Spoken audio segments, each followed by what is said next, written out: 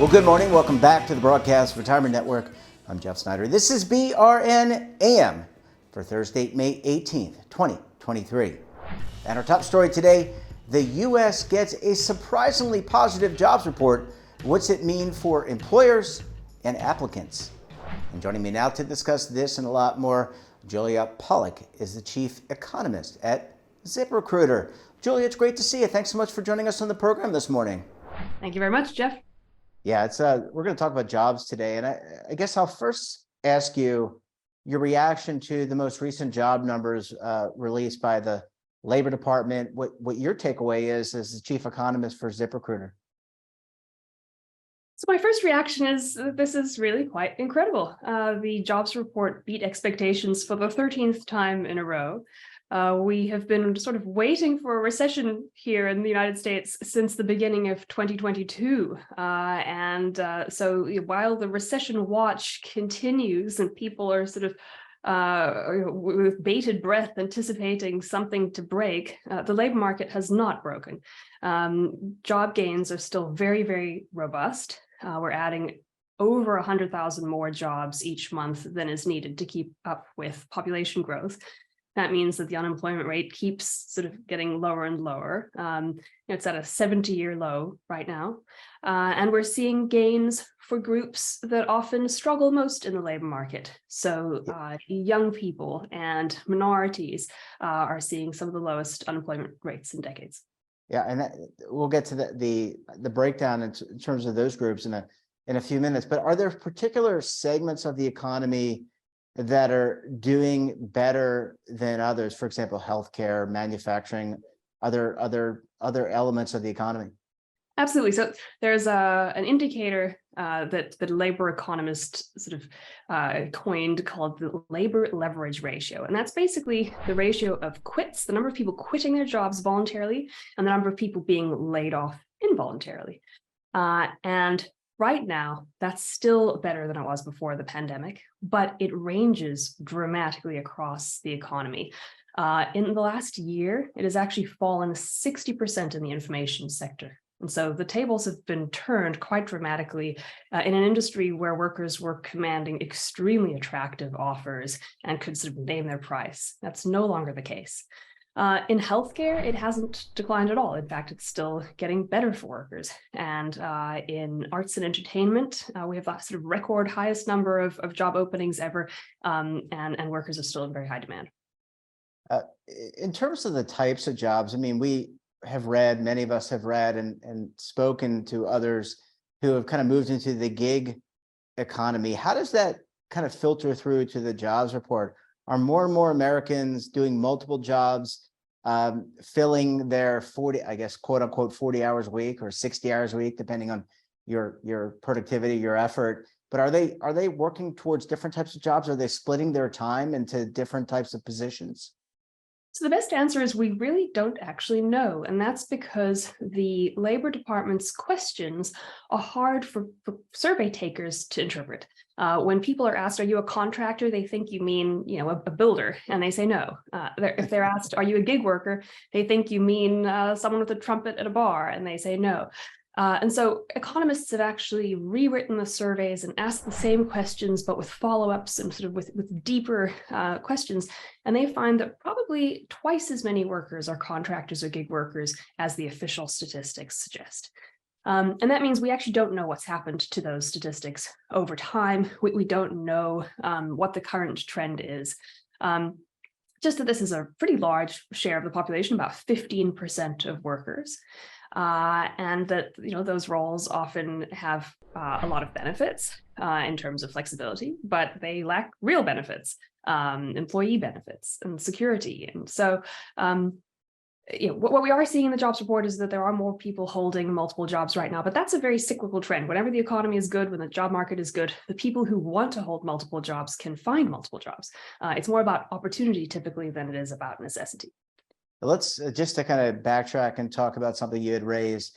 This is a really good time, talk about opportunity for minorities and those that maybe were underrepresented in the economy.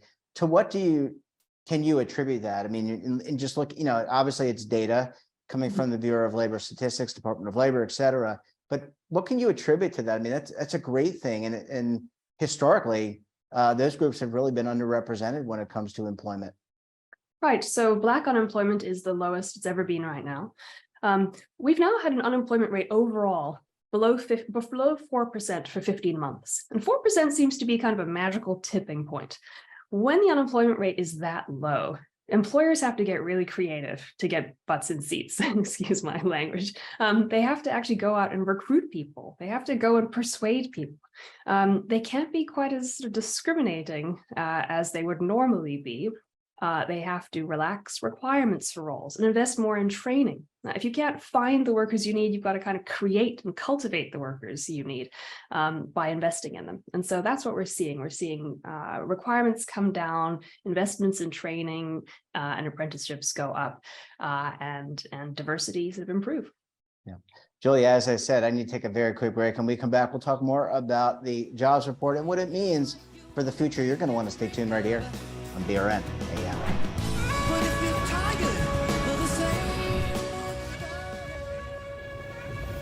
Imagine a new television network that will make you richer, healthier, and in control of your financial future.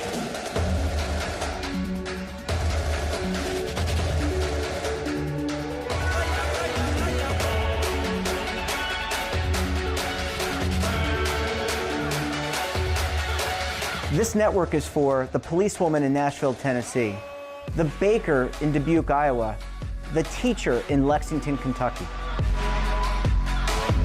We want to make the idea of savings and retirement culturally relevant. But what do you see as a defining issue of the midterms, especially for the smaller businesses? I mean, they are the lifeblood of the American economy.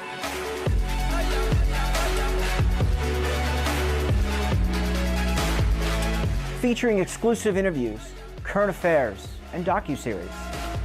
33 years old, you retired early. The philosophy is money only matters if it helps you live a life that you love. But you got to start thinking about retirement as soon as you get in. The Broadcast Retirement Network will drive very high engagement with premium partnerships. So this isn't retirement and savings for your parents or grandparents. This is for all Americans. And we're going to change the way you think about money.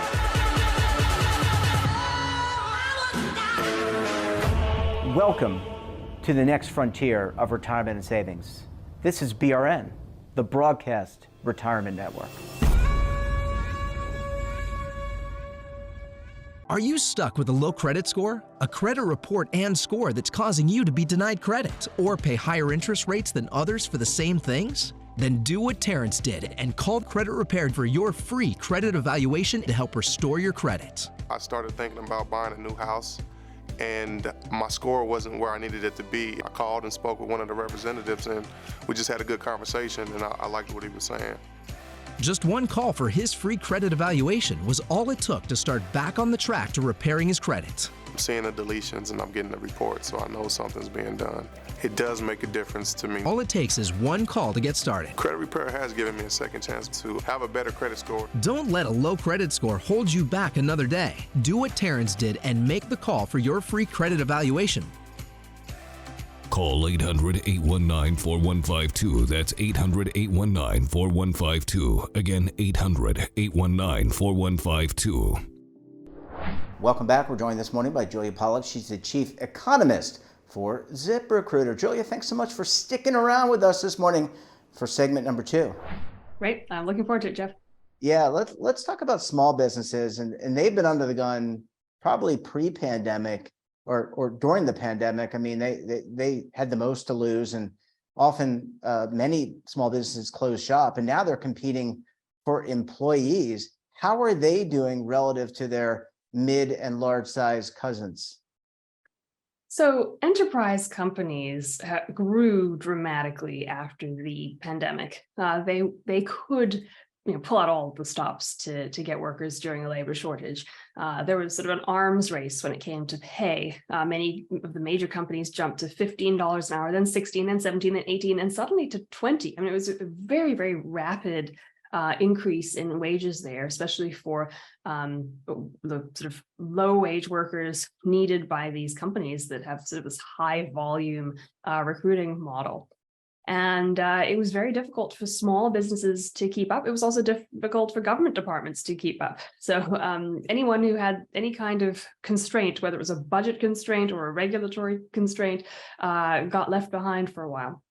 The great thing about small business, though, is that it's sort of nimble, and many small businesses found a way to lean into their own value proposition and find a way to attract and retain workers. Julia, how important, our show is our network is the Broadcast Retirement Network. That doesn't mean that it's the only thing we cover, but retirement and retirement benefits and healthcare benefits, how big a driver is that for employers, being able to offer some of these benefits to be able to recruit and also retain these employees?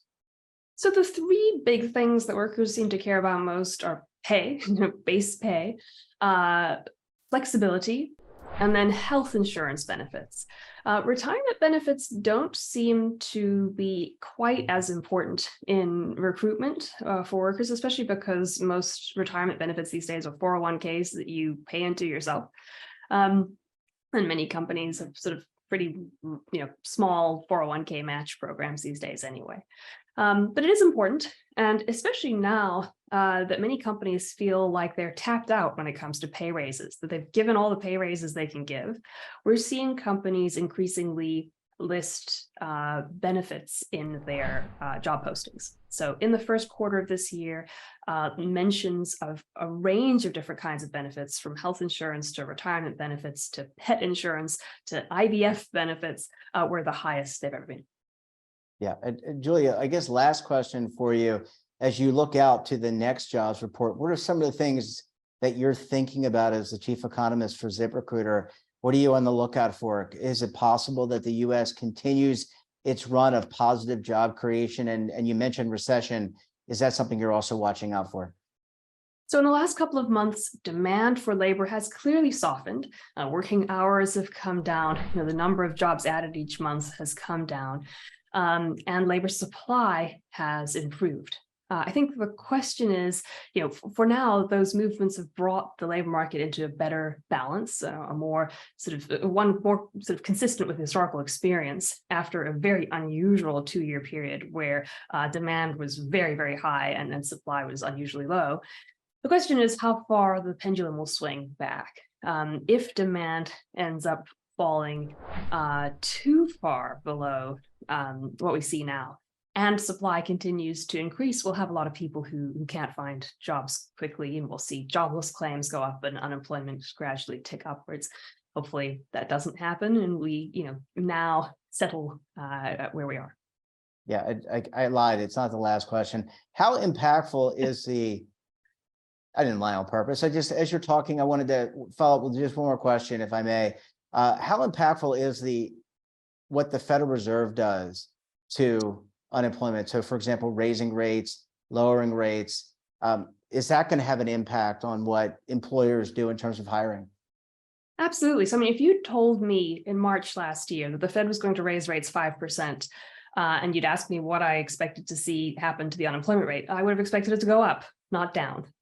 This is, no one would have expected what has happened. It's a very unusual situation. That said, monetary policy does operate with a lag. And so I think many observers, watching the labor market, are worried that in the coming weeks and months, we will actually start to see those interest rate hikes bite in the labor market more harshly. Already we're seeing businesses, especially small businesses, say that they are losing access to credit. We're seeing regional banks lose deposits and cut the extent to which they're lending money to small businesses so that they can shore up their balance sheets. That is bound to have an effect. We've also already seen investment fall quite dramatically since the Fed raised interest rates. And unless you're investing in new locations and new equipment, you can't really hire that many new workers. You can't expand headcount. So I am concerned there definitely is a risk ahead. Yeah. Well, Julia, we're going to make that the last question. I could spend hours talking to you to get your insight. Really appreciate you joining us, and we look forward to having you back on the program again very soon. Thank you very much. I'd love to be back. And that wraps up this episode of BRN AM. Have a topic of interest, someone you think we should talk to, drop us a line. And don't forget, for all the latest curated news and lifestyle, wellness, finance, tech, so much more, and all in one place, check out today's edition of our daily newsletter, The Morning Post.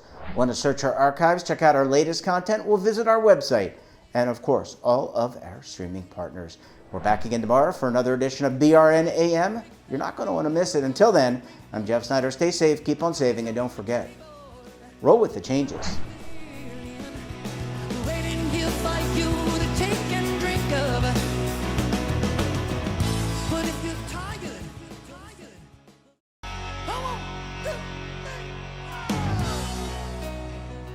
Now is your opportunity to co-create content around any topic on the first lifestyle and wellness network. Reach a global audience through our platform and co-own exclusive branded content.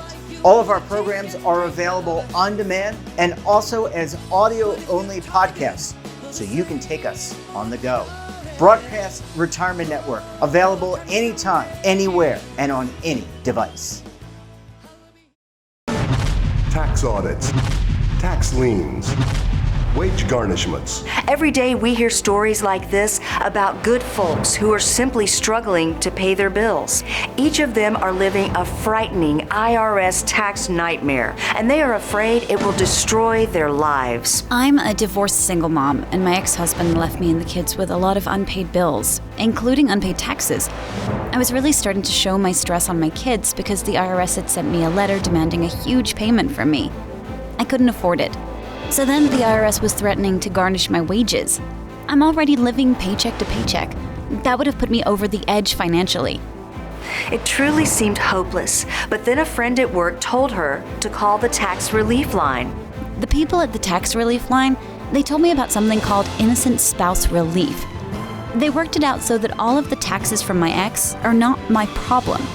I don't know how that works, and I don't care. All I care about is that I don't owe the IRS a dime, and they are not going to take my paycheck. Even if it seems hopeless, you should call the number on your screen right now. There is absolutely no cost for the call or the consultation. You are under no obligation. If you are worried that the IRS could garnish your wages, seize your assets, even take your home, call us right now. The Tax Relief Line is here to help you. Now you have a knowledgeable, professional team of tax experts that are ready to negotiate with the IRS and fight for you to save you money. The Tax Relief Line's professionals have successfully negotiated thousands of cases, reducing and sometimes even eliminating the tax debt for their clients. It's very easy to get started. Simply call the number on your screen right now. You don't have to live in fear anymore. The call and the consultation are free.